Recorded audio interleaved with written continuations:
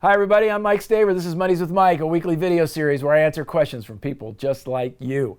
This is a tough question. My friend Marty said, a doozy. I'm a well-paid leader in a successful company. My boss is a capital letters, flat out, small letters, liar. In fact, he manipulates the facts so radically that I sometimes find myself wondering if I have the facts wrong. A person that works for us is getting treated completely unfairly financially, and the reasoning my boss gives is a flat out lie. It makes me crazy to sit by and watch it happen. I feel like a traitor not to confront it, but I have no power or control. Do you have any thoughts on how I can navigate this difficult situation? Well, everyone's looking at me like, not me. Yeah. This is probably longer than a 2-minute answer on Money's with Mike. Send me your email at info@mikestaver.com. Maybe we can have a conversation. But I have several, there are several telltale signs in your question I think you want to pay attention to. First of all, you said, I have no power or control. That's first. So I want you to pay attention to that. I want you to pay attention to the sentence, my boss is a flat out liar. In fact, he manipulates so radically I sometimes wonder myself. I understand. I've been around flat out liars who were so good at it that I was like, maybe I'm crazy. Maybe I didn't understand. It's somebody else that's getting treated completely unfairly, so I'm unclear about why you feel like a traitor. So here, I'm going to limit my answer to this.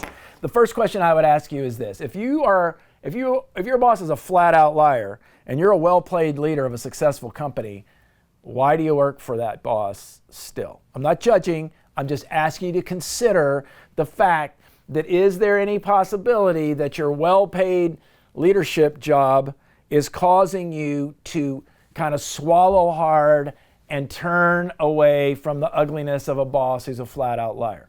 Because you don't say he lies sometimes. You say in general, in fact, he manipulates the facts so radically that I sometimes find myself wondering if I have the facts wrong. If you are working for a flat out liar, I would be less concerned about your colleague, friend, or whoever that person is that's being treated unfairly financially. Not that I don't want you to care. I'd be more concerned about what's going on with you, that you work for a person that's a flat out liar. Particularly if those lies affect you. The second point that I think is important is that you say, it makes me crazy to sit by and watch it happen. I feel like a traitor not to confront it. You can confront it, but you better have a backdrop. Because here's the thing about flat out liars. They're going to lie about lying. It's called secondary neurosis. They lie about being liars. So I think you're in a little bit of a trap and you need to really evaluate. But if you go into your boss, you can, here's the one thing I do with liars. Or with people that I catch in a lie, which is different, by the way. What you are making here is you're making a characterological assessment of your boss by saying he's a flat out liar. Then you make a behavioral statement about your boss, which says he manipulates facts so radically. That's your observation. So that's very different, right? What you're saying is he is a liar. His character is that of a liar. And then you say he's exhibiting the behaviors of a liar, which means he radically manipulates facts in such a way that you constantly or occasionally see yourself confused. So here's the simple answer. First thing, evaluate your own investment and reason that you are as engaged in this process as you are in this process, right? Why are you working for a liar? Maybe you're coming up close to your retirement. Maybe I don't know. The second thing, if you choose to confront it, the only way you can really confront it is to say, when it affects you directly, always go with confusion. Confusion is the best thing to do. Recently, I was talking to somebody.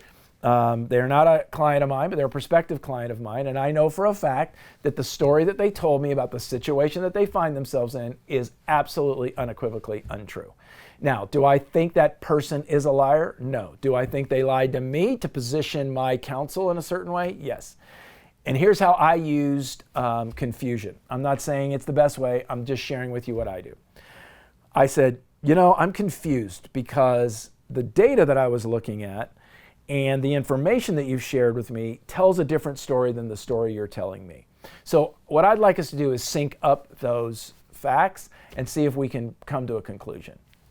That's all. Didn't call him a liar. Didn't say I think you misunderstood. Didn't say I think you've got your facts wrong. I didn't do any of that. I just said what I observed and then asked to be able to interact. And the final thing you said was you have no power over the situation. I want you to get clear that you have no power over the situation. So that means you want to disengage from the emotional content that you clearly have in this question by stepping back and focusing on the things you do have control over. Let me wrap it up with the thing I started with.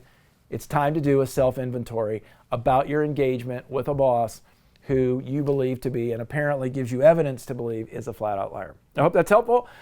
Sorry for that difficulty you're in. I know that's difficult. If you have a question, send it to me at mikestaver.com/Mondays with Mike. We'll get to it as soon as we can. Take care. Bye-bye.